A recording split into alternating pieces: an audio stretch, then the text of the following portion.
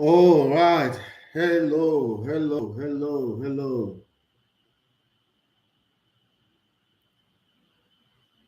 hello. Good morning, everybody.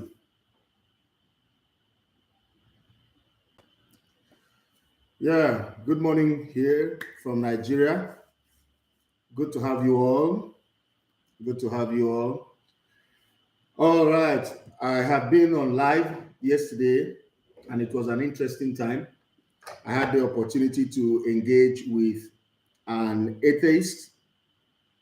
Um, I engaged with an atheist who asked several questions. And to the glory of God, his questions were answered. One of his questions um, was from the doctrine of the Trinity as believed and taught by the Christian church. Uh, Again, and he asked about Jesus being God. It was an interesting session that I had with that brother. He was very excited when I attempted to answer his questions. Another question that he asked was on the Holy Spirit. The atheist brother yesterday asked on the Holy Spirit. He said, before Jesus promised to send the Holy Spirit, was there no Holy Spirit on earth? And if there was Holy Spirit on earth, why did Jesus now make it look like he was going to send it? Because he took his question from Genesis chapter 1 that talked about the Holy Spirit hovering over the surface of the water. It was an interesting time, as we also had Muslims who were interested in the conversation. We had over 30 Muslims who were interested in the conversation, and some of them asked questions as well. Of course, we know Muslim questions, how it usually goes. So, today I want to look at a very important topic in Islamic theology, which has to do with the revelation of the Prophet Muhammad at the cave Hira, the cave of Hira. Um, we have always heard Muslims giving a narrative of what transpired at the cave of Hira. By the way, I am a Christian, and I am here to defend the faith and also teach biblical doctrines that is sound.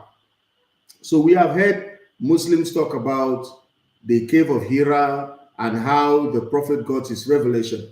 One important question that keeps popping up whenever this discussion comes up is, who was that met Prophet Muhammad at the cave?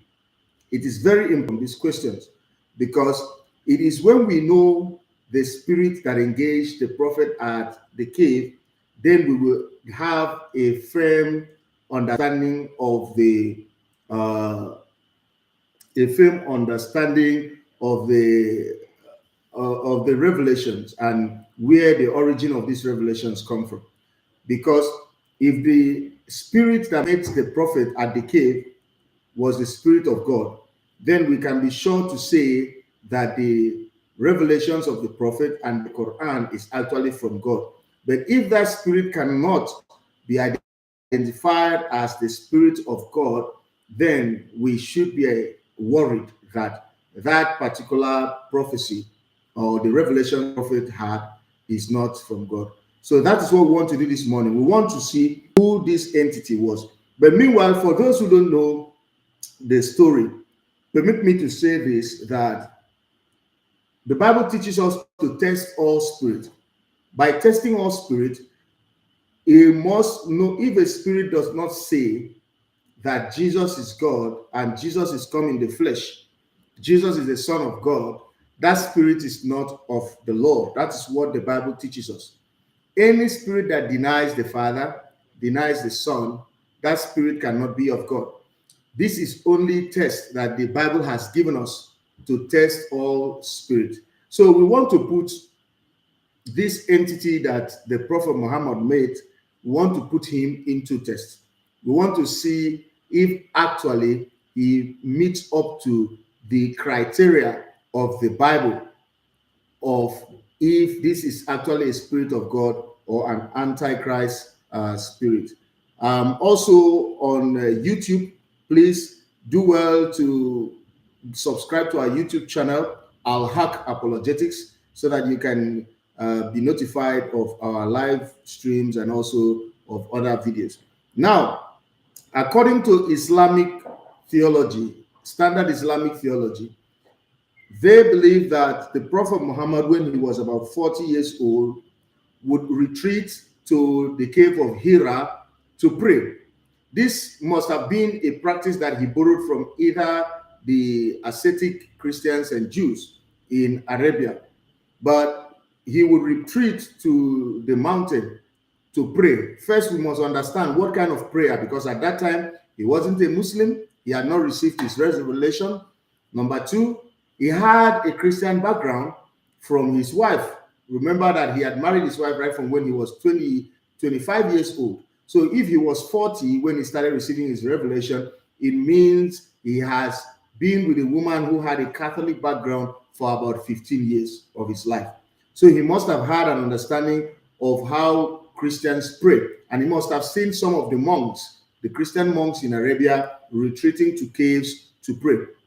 So Muhammad had gone to the cave of Hira from time to time, according to Islamic theology, to pray. So that's the question. What prayer was he making? Was it a Muslim kind of prayer? Because he wasn't doing a kind of prayer yet. What do we call it? The Quran was not revealed to him yet. So what kind of prayer was Muhammad making in the cave? Or was he just there to just be quiet and just meditate? These are all very important questions that we cannot ignore.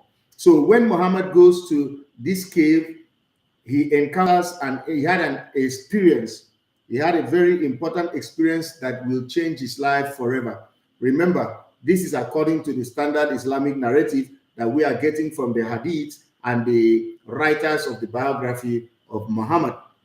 On one of such occasions, he met a spirit who appeared to him.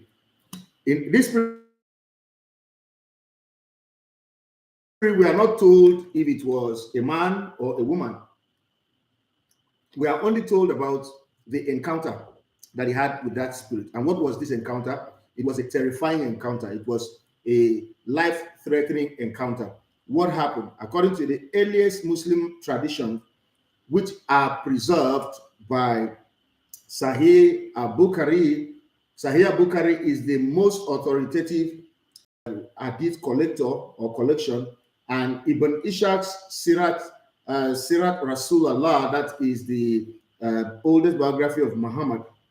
He said that at about when Muhammad was 40 years, he retreated to the cave of Hira near Mecca to have a solitary meditation. All right, so this practice, like I said earlier, was influenced by local pagan and possibly Christian and Jewish ascetic traditions. So suddenly a spirit appeared to him, enveloping him. According to some Muslims, he said that this spirit enveloped him with an embrace that was so crushing